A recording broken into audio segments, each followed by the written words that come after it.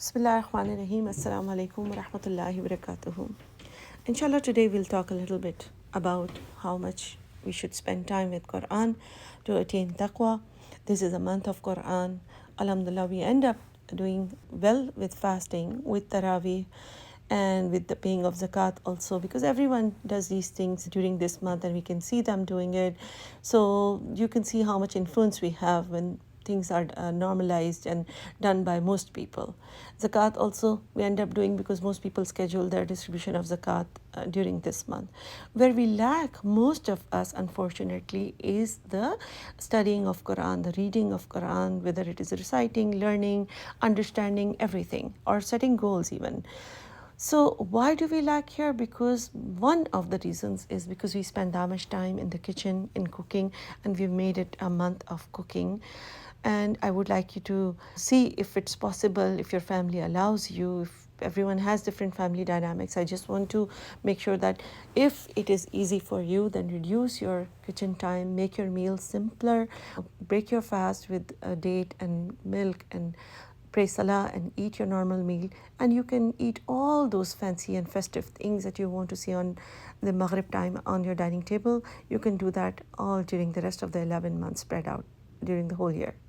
But try to spend more and more time with Quran. Those who are on my tafsir Quran explanation groups, you can see that the first lesson is all about the ayat that Allah subhanahu wa ta'ala has given to us in Quran related to studying Islam, studying the religion, and also the hadith of Rasulullah sallallahu alaihi wasallam as well.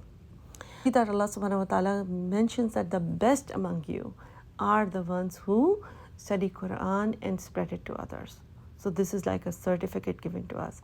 Also in the hadith of Rasulullah sallallahu alaihi wasallam, the person who is on the path to studying religion, Allah subhanahu wa ta'ala opens the path to Jannah, makes it easy for him to go to Jannah. So Allah subhanahu wa ta'ala doesn't wait for us to reach a certain level of knowledge, to reach a certain level of certification. Allah subhanahu wa ta'ala just keeps it open for us, those who are even on the path of Quran, like whatever level our family, our lifestyle allows us.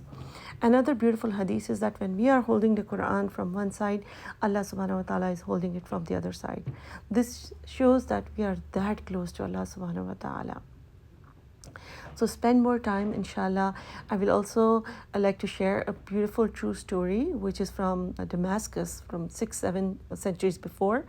There was a man who used to dig graves. And one day a woman came to him and requested her to dig a grave, as there was going to be a janazah in the evening. So he dug the grave, and then he saw that the funeral came, and it was not a very big funeral. So he thought that these were like common people, not very influential, not very rich. As he was helping the deceased to lay down the dead body in the grave, he saw that the grave completely changed. It expanded and turned into a beautiful, amazing garden that he had never seen. And 2 horsemen came and took the janazah with them. As he saw this, he fainted. The other people did not see anything. They gave him water, and then they didn't pay much attention to what he was saying, thinking that he's tired because it's a hot day and he's worked too much, maybe. And then after a few months, a woman came and told him to dig a grave because of a janazah that was coming that evening. He thought it was the same woman, but he didn't get a chance to talk to her. But this time he was a little more alert. So in the evening, when the funeral came, as he was helping lay down the body inside the grave, he saw the exact same scene. He did not faint this time because he was mentally more prepared. And when everyone was leaving, he followed the woman and he asked who these guys were, and she was very sad, extremely sad. So he told her the entire story and told him why he was asking that question. So she told him that these were her 2 sons, and the first son, who died a couple of months ago, was the one who was a seeker of knowledge, who was studying deen formally, he was studying religion formally, and the son who died today was his elder brother, who was working really hard as a carpenter to help cover his expenses and make his life easy and comfortable. And subhanAllah, Allah subhanahu wa ta'ala treated them both equally and gave them such an awesome treatment. So this guy who was the grave digger, he went to a mosque and he to the Sheikh and asked him that he has never had any education before, but he wants to learn deen from now. And when the Sheikh asked him why he wants to do this at this age, at the age of 50, he told him the entire story, and then the Sheikh cooperated with him. And after many years of really hard work from him, he became a very renowned scholar of Damascus.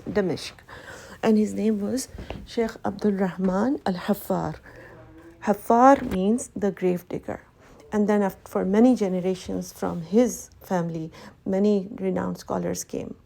So I hope this true story, it's a very beautiful story. It inspires you, it motivates you, inshallah, and we all become the students of Islam. Ameen.